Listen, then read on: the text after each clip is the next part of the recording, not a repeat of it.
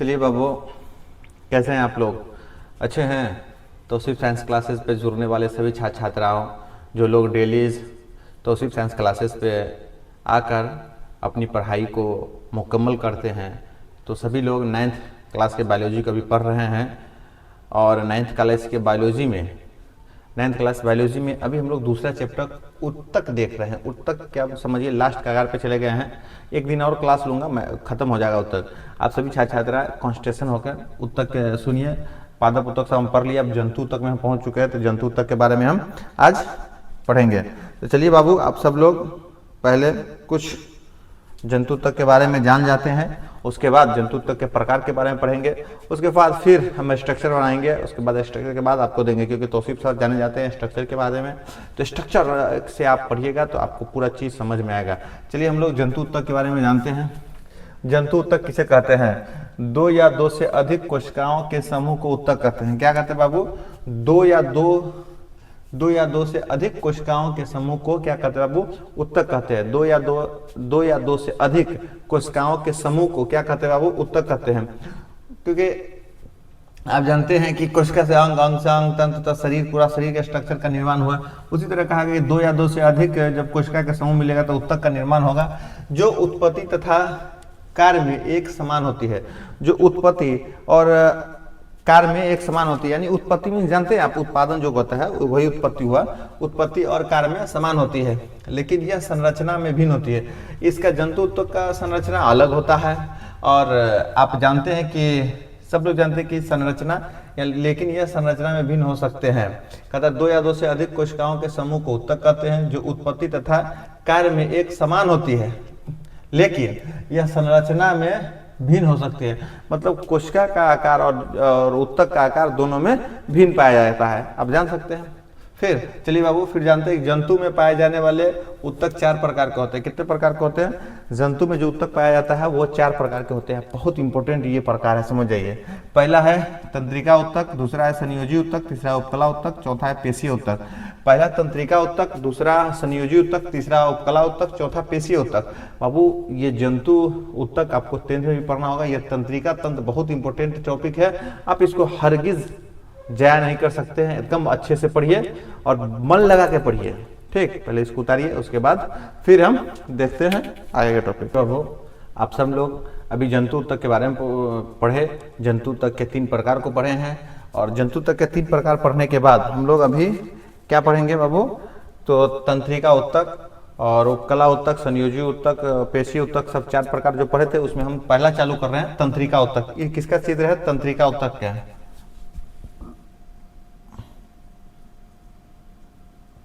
तंत्रिका उत्तक चित्र है ये तंत्रिका उत्तक का बाबू।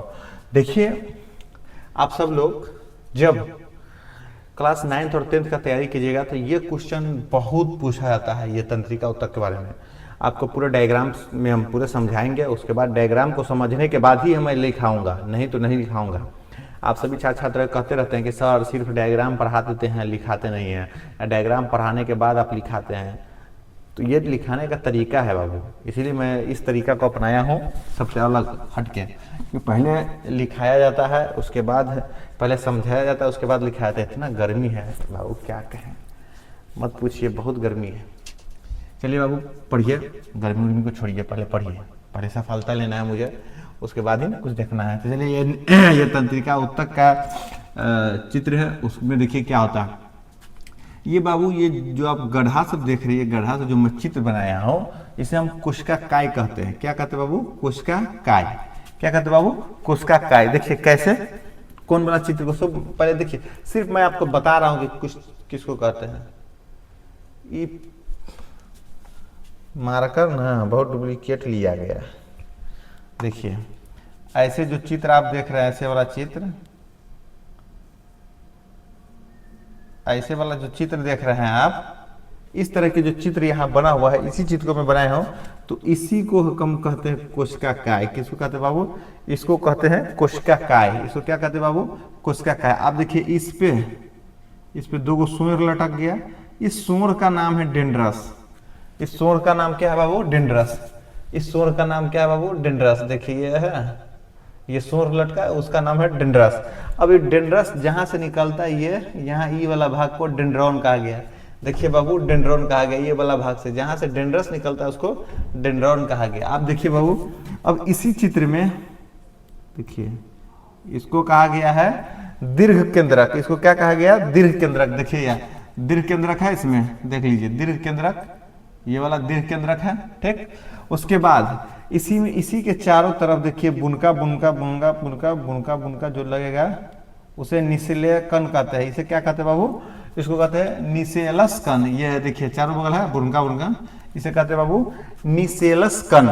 इसे क्या कहते हैं? निसेलस कण। और इसमें जो ऐसे ऐसे बुनका, इसमें देखिए कोशिका द्रव भरा रहता है। इसमें क्या है बाबू?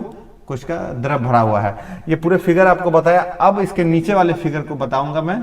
इसके नीचे वाला फिगर को, ये उसको मिटाइए और बताइए इसको नीचे वाला फिगर को। जान गए?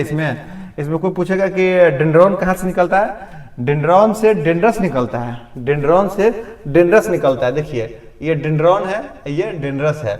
उसके बाद अंदर में गोलाकार जो संरचना पाई जाएगी वो दीर्घ केंद्रक है। उसके चारों बगल गोला गोला आकार रहेगा, निसेलस कण रहेगा। उसी में पूरा चित्र में कोशिका द्रव पाया जाता है। बाहरी आवरण को कोशिका काय कहा जाता है। अब देखिए, अब लाइनिंग पे बात चलता है। अब ये लाइनिंग है बाबू। देखिए अब सिर्फ देखिए, मैं स्ट्रक्चर अच्छा से नहीं बना सकता हूँ। देखिए ये लाइनिंग है, देख लीजिए। देखिए इस वाले भाग को न्यूरिलेमा कहा जाता है। न्यूरिलेमा, इस वाले भाग को क्या कहा जाता है बाबू? इस वाला भाग को न्यूरिलेमा, इस वाला भाग को न्यूरिलेमा कहा जाता है। इसी के अंदर में एक भाग रहता है, इसी के अंदर में देखिए न्यूरिलेमा के अंदर में एक भाग रहता है, उसको कहते हैं माइलिनिस्थ, माइलिनसिथ।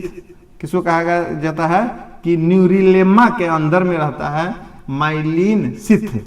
अब इस लाइन को, दो जो लाइन निकला हुआ इसको एक्सॉन कहते हैं। एक्सॉन कहते हैं। इसको क्या कहा है बाबू? एक्सॉन कहे। इसको क्या कहा है बाबू? एक्सॉन कहे। नीचे में आप जो देख रहे हैं सोर टाइप का, सोर को कहते हैं एक्सॉन टर्मिनल। अब देखिए बाबू, ये जो आप घर देख रहे हैं, ये लाइनिंग जो देख रहे हैं, इस घर के बीच में देखिए, ये दो घर हो गया। इस घर के बीच में जो ये लाइनिंग दिख रहा है छोटा छोटा, ये खाली स्थान, इसको कहते हैं नोड ऑफ रेनवियर। कहा था नोड ऑफ रेनवियर, जो गैप है उसको कहा जाता है। तो बाबू आप लोग तंत्रिका उत्तक के चित्र को देखें। पहला डेंड्रस है जो सोर निकला हुआ है, जहां से सोर निकलता है वह डेंड्रॉन कहा गया है। बीच में जो गोलाकार है वो दीर्घ केंद्रक है। उसके चारों बगल है निसेलस कण है। देखिए यहाँ पे जो ये एक्सॉन है, ये पूरा जो दो लाइन बड़ा है उस एक्सॉन है। एक्सॉन में ही दो गैप टाइप का निकला हुआ है, उसको पहले वाला भाग को न्यूरिलेमा कहते हैं। उसके अंदर में रहता है माइलिस्थीन रहता है। उसके बाद ये सोर टाइप का नीचे निकला हुआ है, उसको कहते हैं एक्सॉन टर्मिनल। उसके बाद ये दोनों गैप, इसके बक्सा में जो गैप रहता है उस गैप को कहते हैं नोड ऑफ रेनवियर। और इस भाग को कहते हैं कोशिका काय। इसमें कोशिका द्रव रहते हैं। आप सब लोग तंत्रिका उत्तक के बारे में अच्छे तरीके से जान गए बाबू। इस तंत्रिका उत्तक का आप फिगर बनाइए, उसके बाद फिर तंत्रिका उत्तक को एक एक करके पढ़ाऊंगा। पढ़ते हैं। अभी हम लोग पढ़े थे जंतु उत्तक के बारे में। जंतु उत्तक के बारे में पढ़ने के बाद 4 प्रकार के बांटे थे हम लोग। 4 प्रकार के बांटे थे ना। 4 प्रकार के बांटने के बाद तंत्रिका उत्तक कौन कौन बांटे थे? तो तंत्रिका उत्तक, पेशीय उत्तक, संयोजी उत्तक, उपकला उत्तक। उसी में तंत्रिका उत्तक के बारे में अभी मैं शुरू से पढ़ रहा हूँ। किसके बारे में? तंत्रिका उत्तक के बारे में पढ़ रहा हूँ। मैं तंत्रिका उत्तक का स्ट्रक्चर बना के दिखाया हूँ। तंत्रिका उत्तक के पूरे स्ट्रक्चर को जो बना के दिखाया हूँ, उसी में से कुछ भाग को काट कर मैं यहाँ पे पढ़ा रहा हूँ। पहले शुरू किया हूँ तंत्रिका उत्तक। तंत्रिका उत्तक का मैं डायग्राम बना चुका हूँ, इससे पहले आप लोग देख लीजिएगा। उसी में से कुछ ऊपर वाले भाग को, जो गोल टाइप के भाग समझिए है, उसको काट कर मैं निकाल कर उसको बता रहा हूँ। ये देखिए, ये तंत्रिका उत्तक है। क्या है बाबू? ये तंत्रिका उत्तक है, देख लीजिए आप। तंत्र की कोशिका शरीर की सबसे लंबी कोशिका होती है। क्या होती है बाबू? तंत्रिका तंत्र की कोशिका शरीर की सबसे लंबी कोशिका होती है। जब हम इससे पहले जो डायग्राम बनाए थे उसमें ये स्ट्रक्चर ऊपर था, इसके बाद एक लाइन था, उसके बाद भी सोनूर था। इसी स्ट्रक्चर में पूरे चीज को पढ़ा दूंगा मैं, और उसी स्ट्रक्चर में सारे चीज को पढ़ाऊंगा। उपकला उत्तक, संयोजी उत्तक और तंत्रिका उत्तक, ये सारा डायग्राम के माध्यम से पढ़ेंगे। अभी जो डायग्राम ये बना हुआ है ये तंत्रिका उत्तक का समझिए डायग्राम है। इसी डायग्राम को देख के और उस डायग्राम को दोनों को देखकर माइंड मेकअप कीजिए और इसमें क्या चाहिए उसमें क्या चीज देखिए, दोनों सेम मिलेगा, उसमें कोई फर्क नहीं है। सिर्फ पोर्शन को काट के पढ़ाया, यानी पूरे बॉडी है तो माथा को अलग, शरीर के ऊपर के भाग को अलग पढ़ाया जाता है, हाथ को अलग पढ़ाया जाता है, सीना को अलग पढ़ाया जाता है, फिर सीना के नीचे अलग पढ़ाया जाता है। वही वाला भाग इसमें अप्लाई हम कर चुके हैं। तो चलिए तंत्रिका उत्तक पढ़ते हैं। तंत्रिका तंत्र की कोशिका शरीर की सबसे लंबी कोशिका है। क्या है बाबू? तंत्रिका तंत्र की कोशिका शरीर की सबसे लंबी कोशिका है, ठीक, जिसकी लंबाई 1.5 मीटर से लेकर 2 मीटर तक होती है। जिसकी लंबाई कितना होता है? 1.5 से लेकर 2 मीटर तक। जिसकी लंबाई कितना होता है बाबू? जिसकी लंबाई 1.5 से लेकर 2 मीटर तक होती है। तंत्रिका तंत्र कोशिका को 3 भागों में बांटा गया है। कितने भागों में बांटा गया है? तंत्रिका तंत्र कोशिकाओं को 3 भागों में विभाजित किया गया है। कौन कौन? कोशिका काय, डेंड्राइट्स और एक्सॉन। कोई पूछेगा आपको तंत्रिका तंत्र को कितने भागों में बांटा गया है तो बाबू तो कहिएगा 3 भागों में। पहला कहिएगा कोशिका काय, दूसरा कहिएगा डेंड्राइट्स, तीसरा कहिएगा एक्सॉन। हिंदी बहुत पेचीदा नाम है इसीलिए मुझे दिक्कत हो जाएगा। पहला चीज लिए कोशिका काय के बारे में सुन रहे हैं, समझिए कोशिका काय किसे कहते हैं? यह तंत्रिका तंत्र का प्रथम भाग है।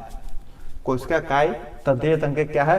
प्रथम भाग है। देखिए यहाँ ये बना तंत्रिका तंत्र, इसके ये वाला भाग को कोशिका काय कहते हैं। ये वाला भाग को उसमें मैं दिखाया था ना, यही वाला भाग को कोशिका काय कहते हैं। चलिए इस पे नहीं हो रहा है, ये चीज समझिए। उसके बाद कोशिका काय इसी को कहते हैं, किसको कहते हैं बाबू? इसको कहते हैं, देख लीजिए कोशिका काय कहते हैं। इसको क्या कहते हैं बाबू? इस वाले भाग को कोशिका काय कहते हैं, ठीक। जो गोलाकार होती है, पूरा गोलाकार होगा, ये पूरा गोलाकार होता है, ठीक। संरचना पाई जाती है जिसके अंदर एक दीर्घ केंद्रक और एक दीर्घ केंद्रक पाया जाता है। देखिए दीर्घ केंद्र इसके अंदर पाया गया है, ठीक बाबू। इसके अंदर क्या पाया गया? तो दीर्घ केंद्रक, देख लीजिए दीर्घ केंद्रक पाया गया।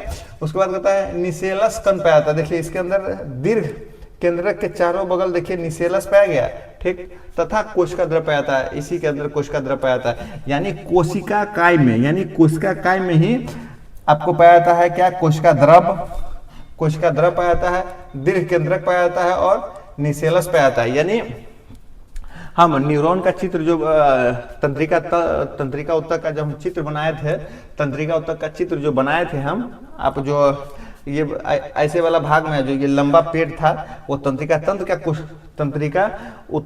तंत्रिका उत्तक का वो चित्र था बाबू। उसके बाद तंत्रिका उत्तक में को हम 3 भागों में बांटा गया, कोशिका काय और डेंड्राइट्स और एक्सॉन। तो ये हो गया आपको कोशिका काय का चित्र।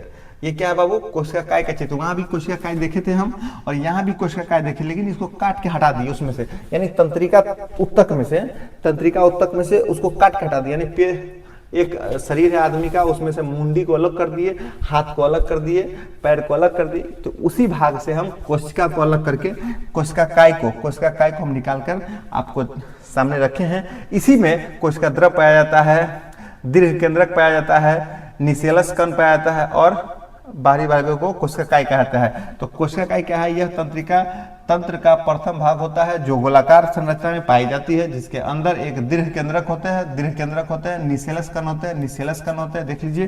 उसके बाद कोशिका द्रव पाया जाता है। तो बाबू आप तंत्रिका उत्तक के चित्र को देखिएगा, यही चित्र सेम चित्र वहां भी मिलेगा आपको, लेकिन उसमें से काट कर हम यहाँ पर आपको कोशिका काय के बारे में बताया हूँ। आप सब लोग सभी छात्र छात्राएं इसको पहले लिखिए, समझिए। अगर कहीं समझने में दिक्कत हो तो तौसीफ सर से तुरंत कंसल्ट हो जाइए। चलिए बाबू तंत्रिका उत्तक के प्रकार को हम लोग पढ़ रहे हैं अभी। तो पहला प्रकार कोशिका काय को हम पढ़ लिए, 3 प्रकार का था, कोशिका काय और डेंड्राइट्स और एक्सॉन। तो कोशिका काय के बारे में हम लोग पढ़ चुके हैं। अब हम लोग पढ़ेंगे डेंड्राइट्स के बारे में। क्या पढ़ेंगे बाबू? डेंड्राइट्स किसे कहते हैं? यानी कोशिका काय के बारे में पढ़ लिए थे। बाहरी भाग को इसको कोशिका कहते थे, ठीक। कोशिका काय के चारों तरफ एक धागेनुमा संरचना पाई जाती है जिसे डेंड्रॉन कहते हैं।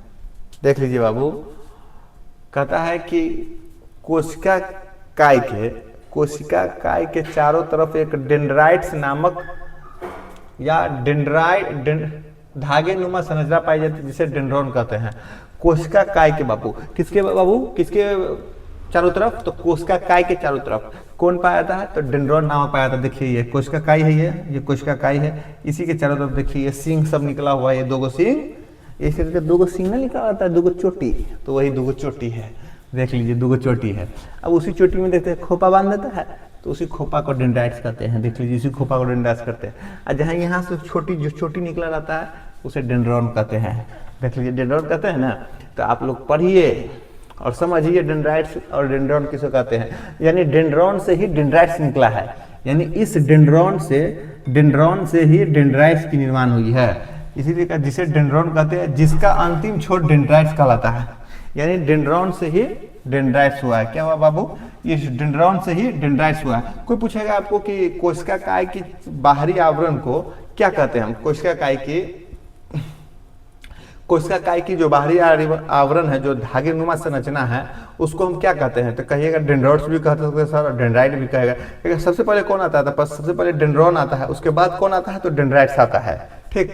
फिर जिसके अंतिम छोर को डेंड्राइट्स कहलाता है, जो एक तंत्रिका तंत्र दूसरे तंत्रिका तंत्र से जोड़ने का कार्य करती है, यानी इस तंत्रिका तंत्र से उस तंत्रिका तंत्र को जोड़ने का काम करते हैं, इससे वो उसको जोड़ता है कौन, तो डेंड्राइट्स। फिर उसके बाद कहता है जो एक दूसरे से जुड़ने का कार्य करते हैं, जिसके कारण यह क्रिया सिनेप्सिस कहलाता है। आप देखिए बाबू ये नया शब्द आ गया, सिनेप्सिस कहते हैं, जब एक तंत्रिका तंत्र से दूसरे तंत्रिका तंत्र को जोड़ दिए, ऐसे करके जोड़ दिए बाबू, तो उसे हम लोग कह दिए सिनेप्सिस। जबकि इनके बीच उपस्थित खाली स्थान को सिनेप्स कहते हैं। आप बताइए बाबू, जब हम जोड़ दिए तो इसको सिनेप्सिस, इसमें जो खाली स्थान है उसे सिनेप्स कहा जाता है। क्या कहते हैं बाबू, तो सिनेप्स। अब देखिए चित्र के माध्यम से, अभी हम कोशिका काय का भी चित्र यही सेम बनाए थे क्या ना बाबू, ठीक। तो सेम बनाए थे, तो उसमें ये जब बनाए थे, ये भी बनाए थे बीच में गोल, और उसके चारों बगल गोल बनाए थे, तब कोशिका द्रव था। ये कौन था चित्र, कोशिका काय का। लेकिन इसका कोशिका ये कहा है कि डेंड्राइट्स में ये चित्र नहीं होगा, ये सिर्फ कोशिका काय बना हुआ है, ये कोशिका काय बना हुआ, इसी कोशिका काय के चारों तरफ धागे नुमा संरचना पाई जाती। देख लीजिए सींग सब निकल है, चोटी खोपा वाला सींग, वही सींग खोपा वाला, उसे ये डेंड्राइट्स कहते हैं, और जहाँ से निकला उसे डेंड्रॉन कहते हैं। तो बाबू आप सब लोग समझिए, खोपा चोटी जो देखते हैं ना दोनों तरफ जो ऐसे निकला रहता है, वही समझिए ये है। तो आप सभी बच्चा इसको पहले लिखिए, उसके बाद अब लास्ट एक्सॉन बच गया। ये पूरे संरचना के बारे में जो एक्सॉन ये वाला लाइन बच गई है, इसी लाइन को हम आप पढ़ाएंगे, ठीक। पहले इसको लिखिए।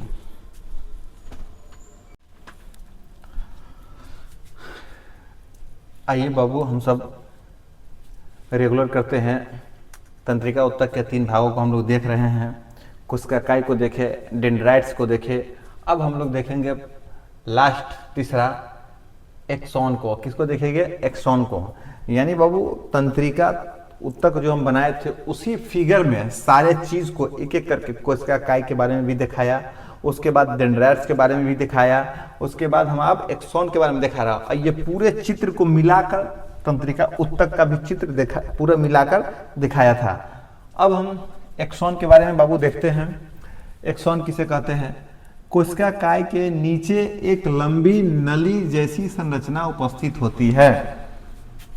बाबू आप देखे थे कि हम जो समझ लीजिए जैसे बता रहे हैं, ये गोल था, इसके बाद नली था, इसके बारे में पढ़ा दिया था यहाँ तक। अब इसके बारे में पढ़ना है, तो वही ये चीज अब यहाँ पर पढ़ रहे हैं हम लोग, ठीक। कोशिका काय के नीचे एक लंबी नली जैसी संरचना उपस्थित होती है, जिसे एक्सॉन कहते हैं। क्या कहते हैं बाबू, ये जो संरचना है इसी को हम एक्सॉन कहते हैं।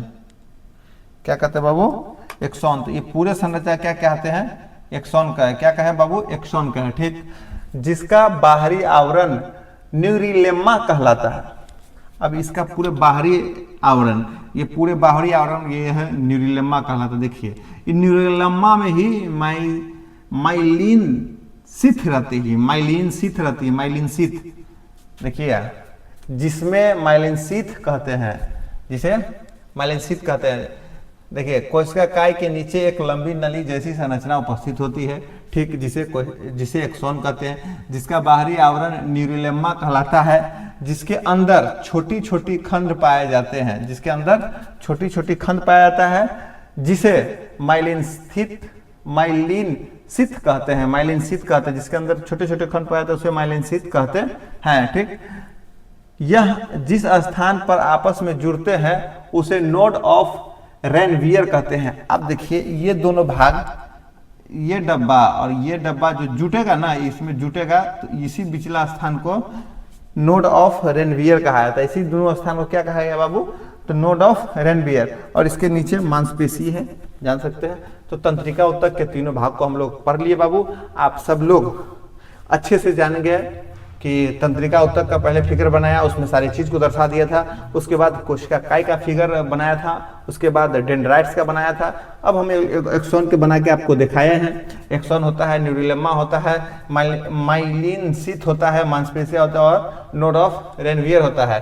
तो आप सब लोग अच्छे से पढ़ रहे हैं, बढ़िया कर रहे हैं, हमारे बातों को आप लोग फॉलो कर रहे हैं, लेकिन सिर्फ लाइक, सब्सक्राइब, कमेंट नहीं कर रहे हैं। तो सिर्फ साइंस क्लासेस को आप लोग इतना फैलाइए कि सब लोग, जो लोग देख रहे हैं वो लोग भी सब्सक्राइब कर दे, जो लोग नहीं देख रहे हैं वो लोग भी चुपके से जाके सब्सक्राइब कर दे। तो आप सब लोग तो सिर्फ साइंस क्लासेस को प्यार दुलार देते हैं, ऐसा ही दुलार प्यार देते रहे और सब्सक्राइब कर ले। अगला फिर टॉपिक लास्ट डेज ऊतक का कल हम लोग फिर से इसी टाइम में मिलेंगे।